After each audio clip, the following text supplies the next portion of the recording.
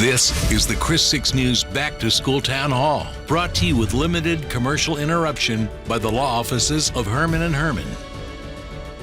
Well, good evening, Coastal Bend, and welcome to this Chris 6 News special. I'm Katuriarte. As part of our commitment to you and to help you rebound from this pandemic, we are bringing you this 1-hour show that is dedicated to going back to school. If you're a parent, you want answers. If you're a teacher, an administrator, staff, you want to know, is it safe to go back to school, and what will this school year look like? So let's get started. I want to introduce you to our esteemed panelists. I want to thank everyone for being here this evening. Tonight we have Dr. Roland Hernandez, who has been the superintendent of the Corpus Christi Independent School District since 2014, and just a few weeks ago was named Regional Superintendent of the Year. So congratulations and welcome, Dr. Hernandez. Thank you. Thank you. You know him in the community, and he hardly needs much of an introduction because of how much he has accomplished, not only when he was at Moody High School, but now as superintendent of the West Oso Independent School District. Please welcome Conrado Garcia. Thank you, Conrado, for being with us. It was my pleasure, Katia. Thank you for inviting me. And we want to give a Coastal Bend welcome to Dr. Michelle Cavazos, who in June was named superintendent for the Gregory Portland Independent School District. She just moved here from Austin. So from all of us, welcome, Dr. Cavazos. Thank you so much for this opportunity to join you this evening. And also on our panel, a man who has completely turned around his district in a short amount of time, a district that is now getting national recognition. Please welcome the superintendent of Fremont ISD, Steve Van Maitre. Welcome, Steve. Thank you, Katia. It's an honor to be with you. Thank you. And here to represent her school district, which has an enrollment of more than 3,000 students in the Coastal Bend, please help me give a warm welcome to the Catholic School Superintendent for the Diocese of Corpus Christi, Dr. Rosemary Henry. Welcome, Dr. Henry. Thank you, Katia. I'm happy to be here with you this evening. Thank you. And to give us a scientific take on going back to school, and really he is he's seeing COVID firsthand, is pulmonary and critical care specialist, Dr. Humajun Anjum. Thank you, Dr. Anjum, for being with us tonight. Thank you, Katia. It's a privilege to be here. Thank you, Dr. Anjum. So let's just go ahead and get started. So we had a chance to recently talk with Governor Greg Abbot, and we asked him, if in-person school started today, would you recommend we postpone or go forward? And here's what he had to say. Pediatricians all recommend that the best learning environment for a child is going to be in the classroom.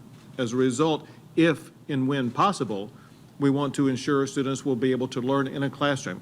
Whenever and wherever possible, we encourage schools to be open physically for classrooms for students, as many as can attend, to attend, while also maintaining the flexibility for this distance learning. Bottom line is this, and that is local school districts have the decision-making ability to decide when the school year will begin, and when that school year begins, whether they want that school year to begin online or in classrooms, and if it begins online, when and how to bring students back into the classroom. So as we heard the governor say, he's really putting it in your hands, the hands of the school districts, to decide when and how to reopen. So Dr. Hernandez, you have the largest school district in the area. Can you elaborate on what is your plan for CCISD? So right now our plan is to open up September 8th. That'll be right after Labor Day. We'll start with providing face-to-face instruction for all the students who choose to come back to our schools. We'll be having all of our teachers teach from the classrooms, whether they're teaching the students face-to-face or providing the remote learning for the students who stay home. And so the options, of course, are face-to-face or to learn remotely from home. Parents know we put our reopening plan out recently that we're asking them to commit to whatever approach they choose through a whole grading period before they decide whether they want to change or not. But that's where we are right now, starting class on September 8th. And that is face-to-face? Yes. Otherwise, we'll start August 13th for all students to be learning remotely. Gotcha. Okay. Dr. Cavazos, can you tell us what your plan is for Gregory Portland, which also you're going to start virtually, correct? Correct. Very similar to what CCISD is doing. Our first day of school is the 13th, And for the first 3 weeks of school, all of our students will be participating remotely. And then beginning September 8th, we will begin a phase-in process of welcoming students who've chosen our face-to-face option back into our facilities. Is the plan for the first couple of weeks, that's what is established now? We can't really make a plan for the rest of the school year. Can there be a plan in place until, let's say, December, or for the entire school year to go one way or another? Well, so if I interpret your question accurately, we're giving our families the option to do the online 100%. And like CCISD, we prefer that they go by the grading period, it just makes it a little easier. And then our hope is that for all those families who have chosen face-to-face, that we'll be able to continue through the semester. We do have a facility response plan should, in the event that someone contracts a virus in a facility, and we'll handle those on a case-by-case basis. Conrado Garcia, as of right now, you're moving forward, right, with online learning until October. In the month of June that we traditionally do summer school, we decided to do summer training for teachers and to prepare them even more so for the virtual world.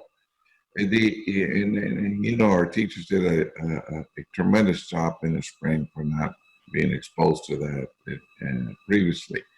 And second, what we did is move our summer school program to the middle of July.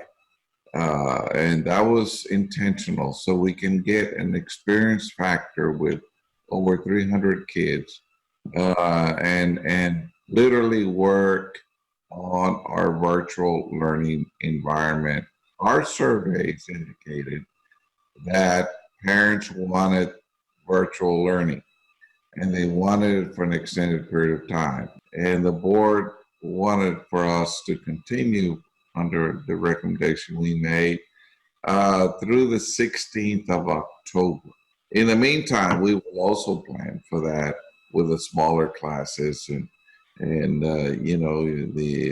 offering the virtual learning as well. And if we go back to the school, we will modify some of our operations, obviously, to keep a safe distance and the mask and feeding kids in the classroom, etc. So we will do that like all my other colleagues will. Dr. Henry, Attorney General Ken Paxton said that religious private schools are not restricted by local public health orders. So what is the diocese plan for going back to school? The safety, health, and well-being of all of our students and teachers and staff are just critical, and we value those immensely. Officially, our first day of class is Wednesday, October 5th. And this is a remote learning opportunity for all students, grades pre-K3 to grade 12. Now, following all safety precautions, our plan is very specific in welcoming all of our students back in person on September 8th with a number of options, a number of platforms. One, of course, will be in-person classroom. One, of course, will be online learning option. And then we also have, for our middle schools and high school students, we will have a rotating option of a Monday, Tuesday, Thursday, Friday, with the variable of online learning.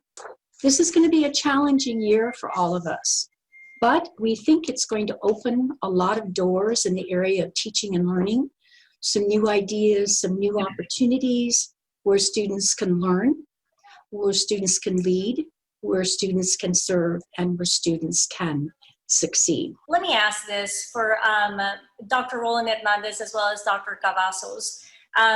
When we were talking earlier about West OSO and the fact that they have extended already into October their distance learning, how do you determine everybody is kind of starting differently or keeping that virtual learning for an extended period of time?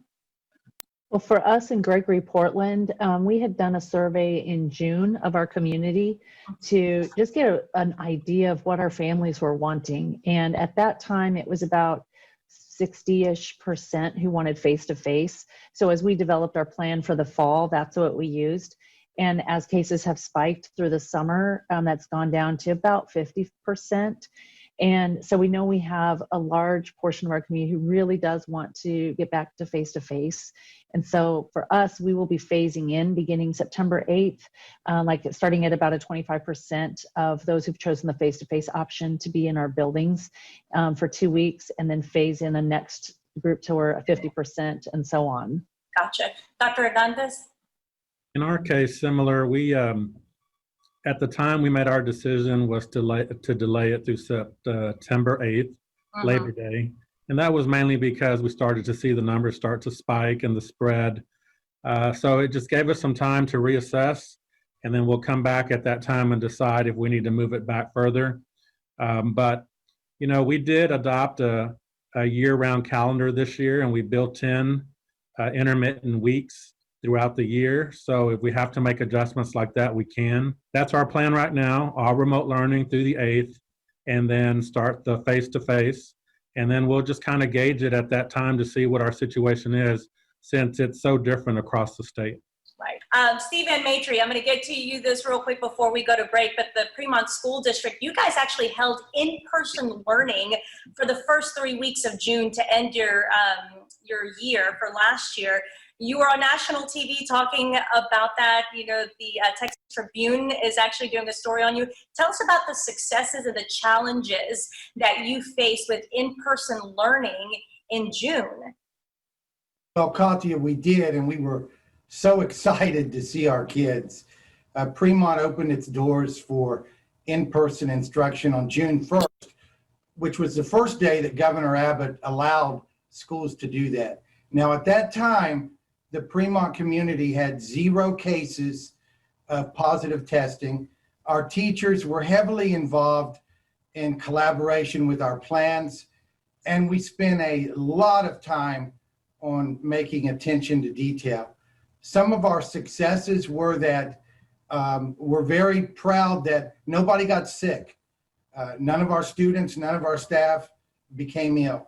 And we did make some significant improvement in closing that COVID-19 achievement gap that we saw from when we literally had to pivot from one day to the next from your traditional in-person model to a remote virtual. And we had a significant decline in student performance from that crisis mode of instructional continuity. And we also, one of the challenges is we have to be much more prescriptive with our instructional delivery in every one of our classrooms, because time is precious, and we have to be flexible enough to where if there is a spike in community spread, we can transition from in-person to remote from one day to the next, like we did in the spring. What we're going to do right now is we're going to take a quick break, and when we come back, the first question is going to be to Dr. Anjoum, and the question is it safe for our kids and our teachers, as well as our administrators and staff, to go back to school and learn in a classroom setting for our kids? That answer after this short break. The Back to School Town Hall is a presentation of Chris 6 News and has been brought to you by the law offices of Herman & Herman.